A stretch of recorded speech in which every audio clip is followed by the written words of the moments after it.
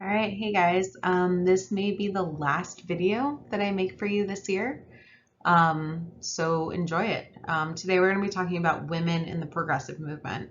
We're going to move pretty quickly through a lot of stuff, so feel free to pause whenever you want. There's no study guide, so there's some questions to answer at the end. You already have them, so just be thinking about those.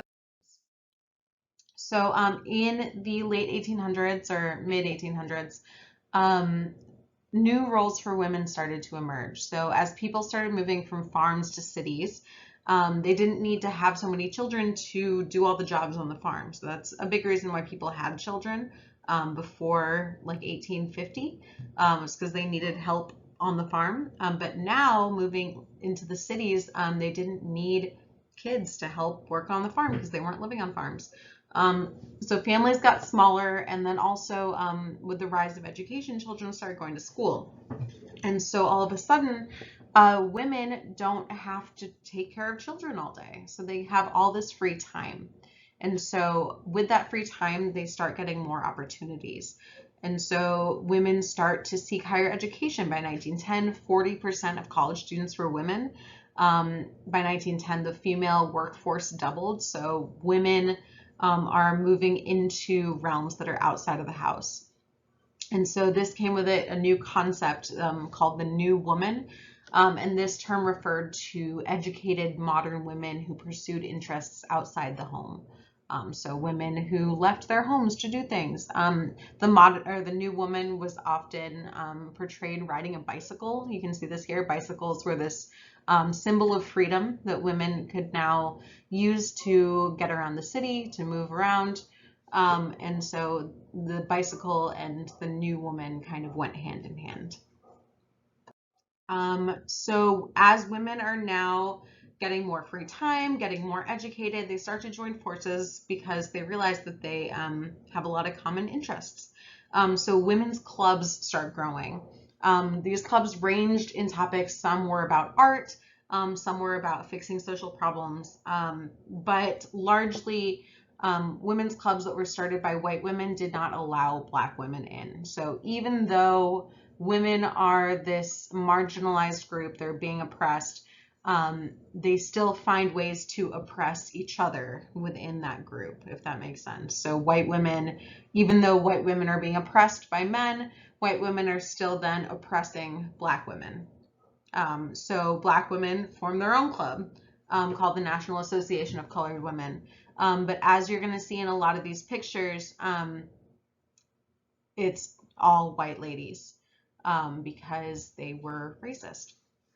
So it doesn't, just because you're oppressed by one group doesn't mean you're not going to oppress another group. So in 1848, a bunch of white women get together and form the Seneca Falls Convention. And so this was kind of the beginning of the women's rights movement, at least in white America. And their big cause was women's suffrage, so women's right to vote. Cool. So the women's suffrage movement takes a long, long time to get going. It starts in 1848. And all these things happen until 1848, and then finally in 1917, women have enough clout and enough power that leaders of the movement meet with President Wilson. And at first he's like, no, I don't want women to have the right to vote. And then he realizes that the National American Women's Suffrage Association has gained 2 million or more members. And so he's like, well, actually, maybe I'll support women's right to vote. And slowly in 1917, individual states start giving women the right to vote. So in 1917, New York gets the right to vote, 1918, South Dakota and Oklahoma.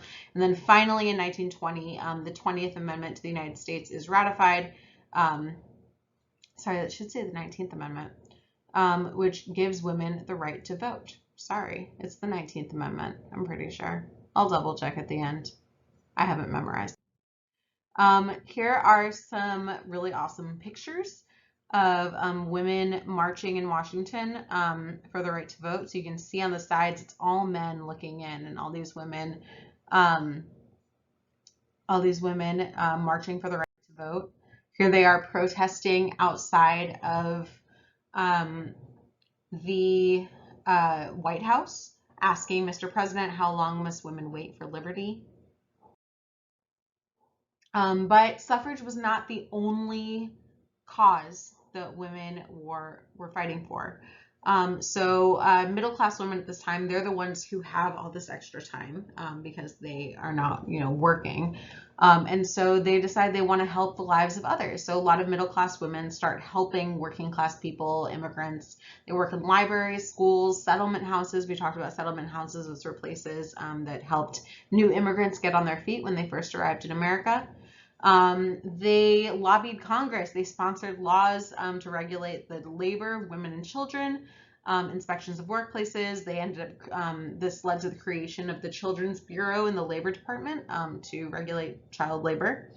They worked on reforms in food and medicine, so again, lobbying the government.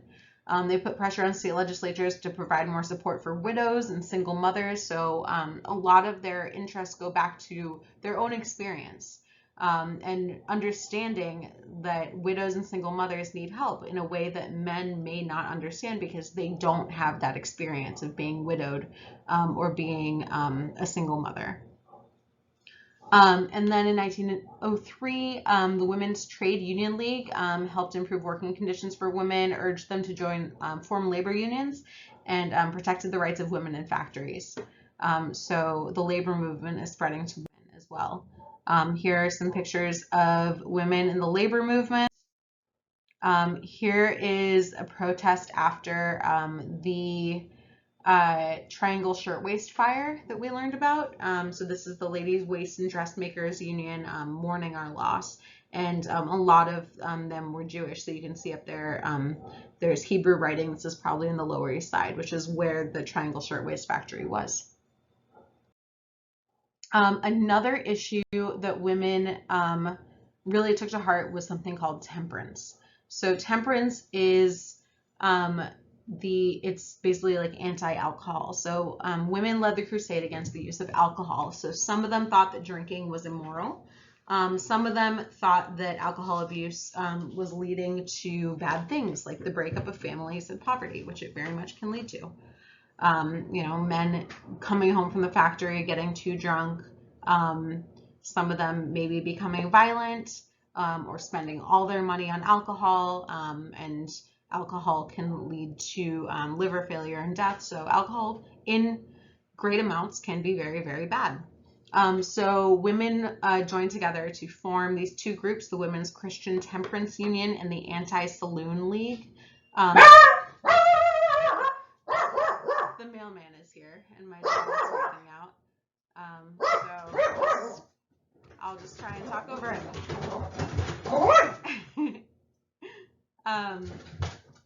A saloon is an old-timey word for a bar. So a saloon is where men would go to drink. And so they called for temperance, which is people voluntarily stopping drinking. So like this would be like they were trying to like put out like public service announcements that drinking was bad. But they also called for prohibition, which was outlawing the making and selling of alcohol. So these are two different things. One is individual choice, and one is the government coming in and saying, no, you can't drink anymore. And the second thing is what happened. In 1919, the 18th Amendment was ratified, declaring it unconstitutional to make, sell, or transport alcohol. You guys know this because you studied the amendments earlier this year. And that was repealed like a decade later with the 21st Amendment because what this led to was a rise in black market sales of alcohol and a rise in crime.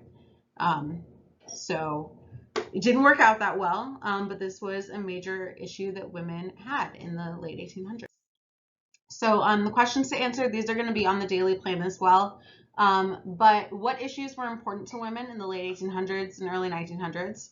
What changes did women make during this time? So like what major overhauls of the system did they cause?